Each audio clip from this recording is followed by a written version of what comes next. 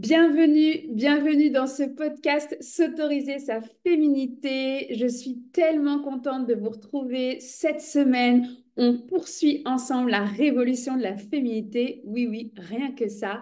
Je suis contente en fait de pouvoir partager avec vous cette semaine la femme étincelle. C'est le chapitre que je suis en train d'écrire pour nous. D'abord, je voudrais commencer en vous disant merci énormément de votre retour, vos commentaires, vos MP, même si je préfère en commentaire, mais vos messages m'ont tellement porté, donné des ailes pour continuer d'écrire, pour m'y remettre réellement, mettre le cœur à l'ouvrage en fait. Et je vois l'énergie que ça m'a apporté. Donc déjà en premier lieu, merci d'avoir pris le temps.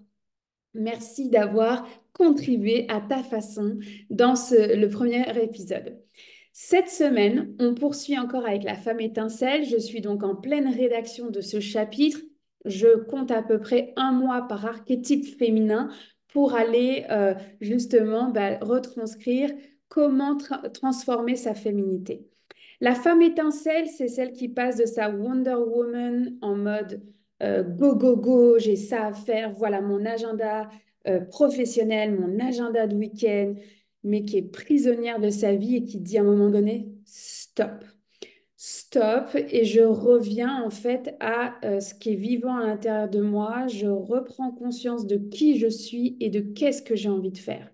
Et ce passage, je me rends compte à quel point il est difficile en le revivant à travers la rédaction. Tout simplement, tu vois, il y a une quinzaine d'années maintenant, euh, et ouais, bientôt 15 ans, j'avais vécu donc un burn-out professionnel qui m'a emmené au bout du bout du bout, euh, dont j'ai l'entière responsabilité à travers ça, hein. Après le deuil de ma maman, j'ai mis des œillères, j'ai fonctionné en mode pilote automatique pendant 3 ans. En fait, j'ai survécu au deuil. Et ça s'est soldé par un burn-out en fait professionnel que je remercie pleinement aujourd'hui, donc 13 ans plus tard, qui m'a permis de devenir entrepreneur, qui m'a permis d'aller réaliser mon rêve d'aller vivre au Québec pendant 9 ans. Euh, voilà, tu sais, il y a toujours un aspect positif. Cependant, il y a un point que j'avais complètement oublié de la femme étincelle. Enfin, pardon, la Wonder Woman qui est sur le bord de passer cette femme étincelle dans la transformation, voilà, de cet agenda et ce monde qui va trop vite et on est étourdi, il y a du non-sens en fait à travers ça, à la transformation de OK, je suis ma petite voix intérieure. Ce passage, j'avais oublié à quel point ça passait très souvent par la douleur du corps. Je vais le dire avec émotion, mais tu sais, un burn-out, on le sait, là, il y a des douleurs psychologiques, il y a des douleurs émotionnelles, il y a aussi des douleurs physiques parce que tu vis à travers une fatigue hyper intense. C'est comme tellement déroutant, en fait, de s'être rendu là et en même temps, ben, c'est l'expérience. Et tu vois, dans cette rédaction de La femme étincelle, donc de ce premier chapitre, ben, je viens de traverser une semaine dans la douleur du corps. Et ça faisait longtemps que ça ne m'était pas arrivé. Euh, j'ai la chance, en tout cas, de ne pas connaître de diagnostic médical. Euh, mais il y a une douleur qui est là, en fait, au genou gauche, depuis que je suis arrivée en France, donc en 2022.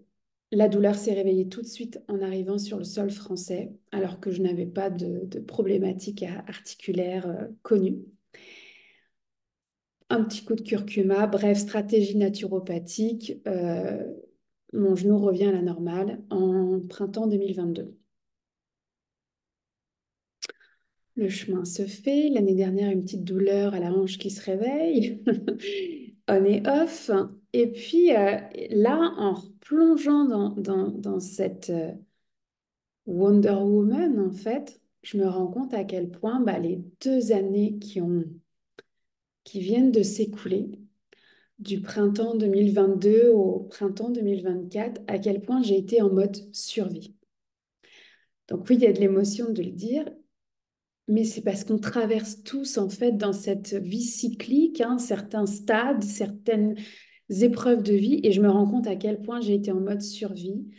Euh, c'est pas rien une expatriation internationale, dans un sens comme dans l'autre.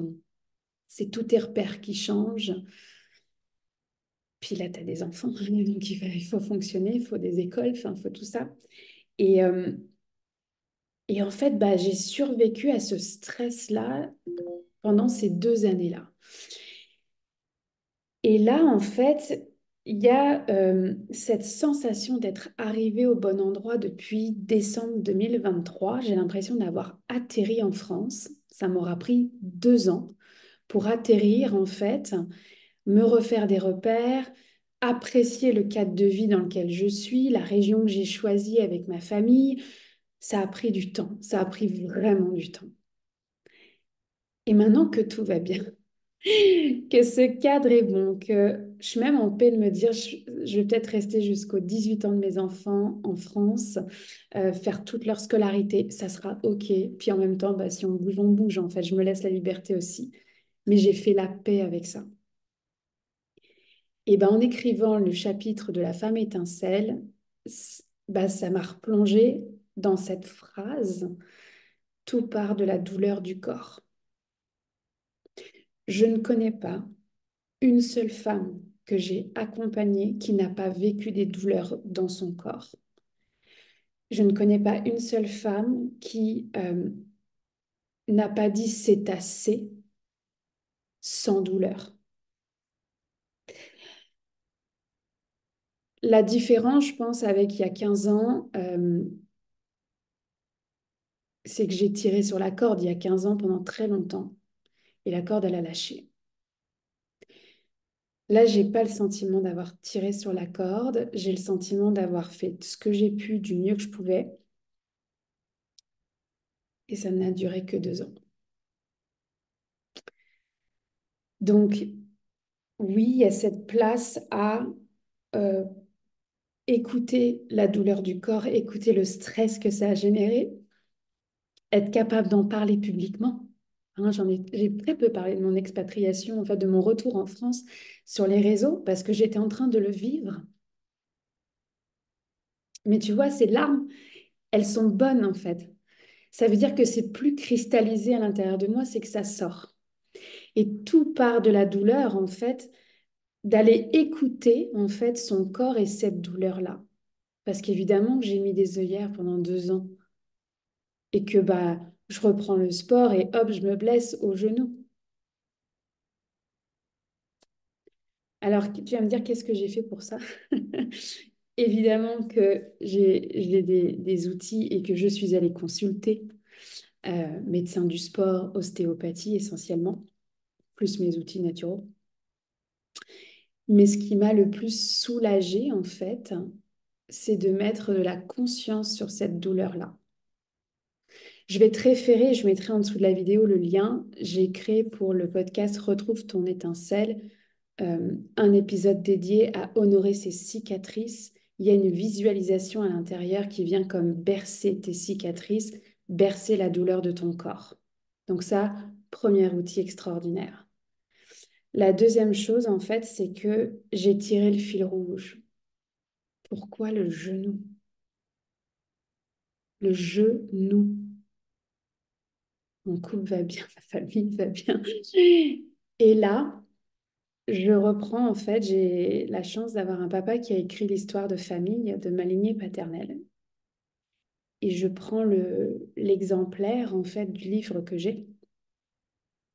Et je réalise que mon grand-père paternel, donc était un ancien joueur de foot de l'Olympique lyonnais, et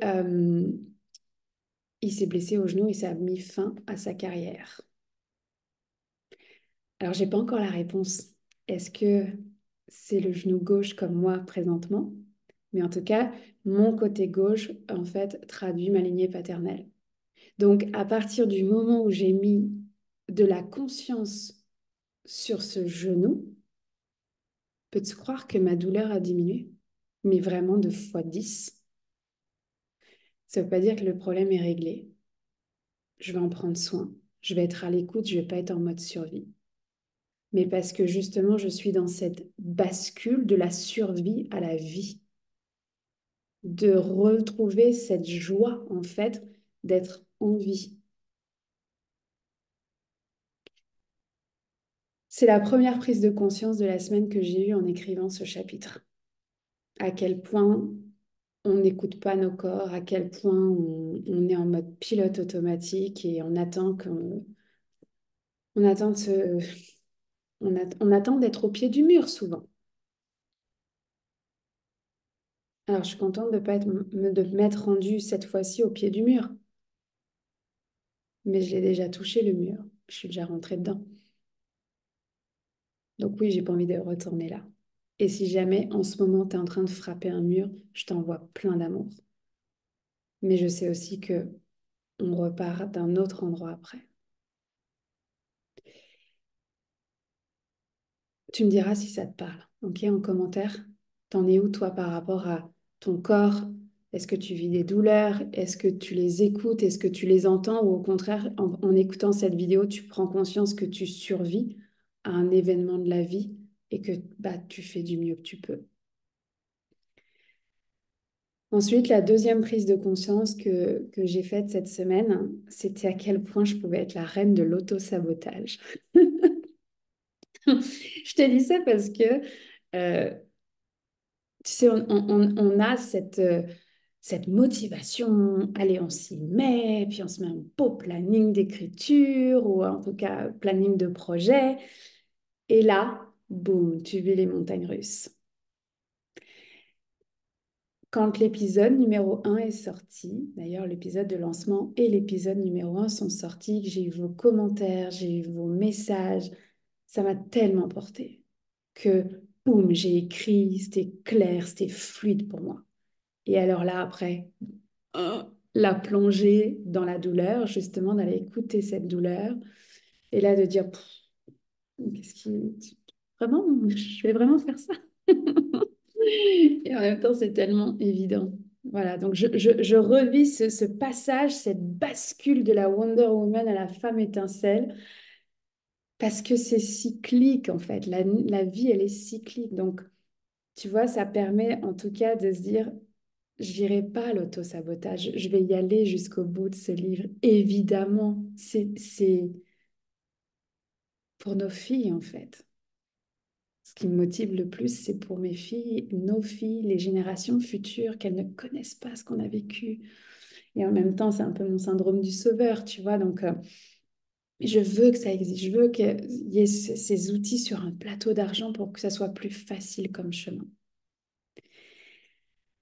Et la troisième prise de conscience, en fait, c'est à quel point la danse et la musique décristallisent ces mémoires cellulaires, en fait, à travers notre corps. Quand j'ai traversé cette plongée de la douleur du genou, quand j'ai remis de la conscience donc transgénérationnelle, hein, ce qu'on appelle la psychogénéalogie, j'ai mis en fait une playlist, j'ai créé en fait la playlist de la femme étincelle. En disant, OK, ça serait quoi aujourd'hui avec mon recul, mon background, mes expériences en fait de cette bascule, de quoi j'ai besoin? J'ai besoin de danser.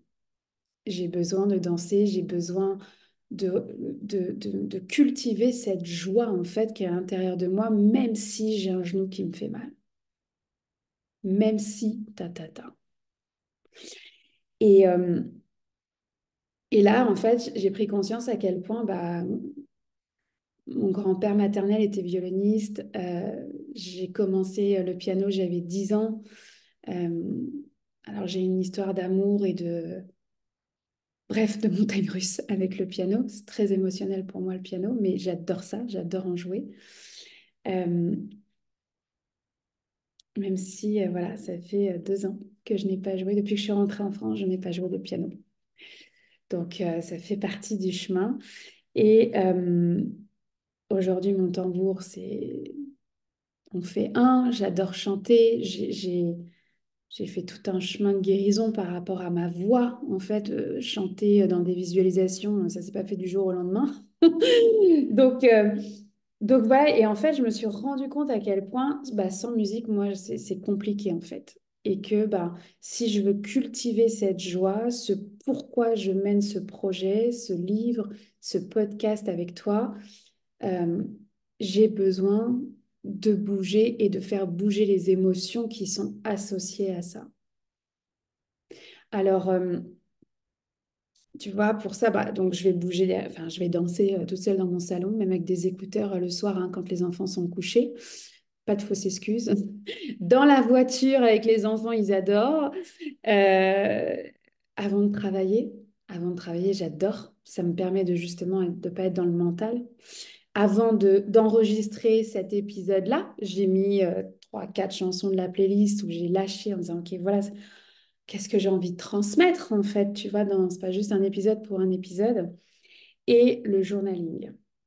Avec cette playlist-là, alors il y a autant des musiques pop que des musiques plus douces de journaling. Et en fait, je vais te l'offrir, cette playlist. Je vais mettre le lien en dessous de la vidéo. Tu n'auras qu'à rentrer tes coordonnées. En fait, tu vas recevoir de manière automatique la playlist après par mail. Donc, il y a 13, j'en ai sélectionné 13. 13 musiques complètement différentes, mais 13 musiques au service de la Wonder Woman qui est en train de vivre cette bascule, mais c'est ô combien difficile ce premier pas, en fait, pour aller suivre sa voie intérieure. Ben, cette playlist, je me dis, je l'ai montée pour moi, mais en fait, je l'ai montée pour nous, pour toutes les femmes étincelles qui sont en train de se redécouvrir. Donc, tu auras juste, voilà, à rentrer tes coordonnées au lien en dessous de la vidéo. Tu vas recevoir ça. Et en fait, je vais t'inviter en commentaire à me dire, est-ce que toi en ce moment, tu es en mode survie?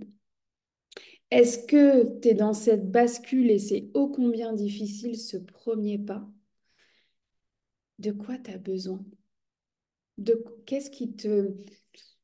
ouais, de quoi tu as besoin en fait pour vivre cette bascule-là en fait, en ce moment? Et tu vois, dans la playlist, il y a une musique de James Blunt, You're Beautiful. Je vais t'inviter avec cette playlist à regarder le chemin parcouru, à regarder les épreuves de vie que tu as traversées, à regarder comment tu t'es dirigé en fait dans ces épreuves de vie-là, même en mode survie. Tu vois, je vais te donner par exemple, voilà, de sortir les highlights, les moments clés de bonheur qu'il y a pu avoir dans cette période de survie. Évidemment que dans les 2 années qui viennent de se passer, il y a eu mille et un souvenirs incroyables en fait, même si j'étais en mode survie. Et le premier souvenir qui me vient tout de suite, c'est un, retrouver nos familles, deux, partir en tour du monde. On est parti en Tour de France pendant 3 mois et demi avec les enfants. On a osé en fait déménager sans travail, sans logement. On a tout lâché d'ailleurs de la France au Canada, puis du Canada à la France, puis de l'Anjou en fait à l'Hérault, qui sont deux régions complètement opposées géographiquement parlant là. euh, de tout lâcher et de dire bah, de toute façon, le meilleur nous attend. Donc, tu vois, je vais t'inviter à faire ce journaling, de sortir ces moments clés de bonheur à travers cette survie. Qu'est-ce qu'elle t'a appris, ta douleur? Qu'elle soit corporelle ou émotionnelle ou les deux, qu'est-ce que tu es en train d'apprendre en ce moment? Partage-nous en commentaire. Je t'assure que tu es loin d'être seule dans cette bascule-là. Je t'assure que franchement, vu les nombres de messages que je reçois, on a l'impression qu'on est tout seul dans cette traversée du féminin, mais en fait, on est tout ensemble. Donc, je vous invite vraiment à mettre en commentaire de cette vidéo parce que c'est plus facile pour moi de suivre le fil euh, pour bien approfondir l'écriture derrière pour nous toutes que dans les MP, je finis par me perdre avec tous les MP. Voilà. Donc, vraiment, encore une fois, merci d'avoir participé à l'épisode 1. J'espère que ça te parlera, cette fameuse bascule, et de repartir vraiment avec ouais, ce mantra, tout part de la douleur pour le meilleur. Moi, j'aime bien cette phrase. Tout part de la douleur pour le meilleur. Dis-moi ce que ça t'inspire. Je t'embrasse fort et je te souhaite une belle semaine.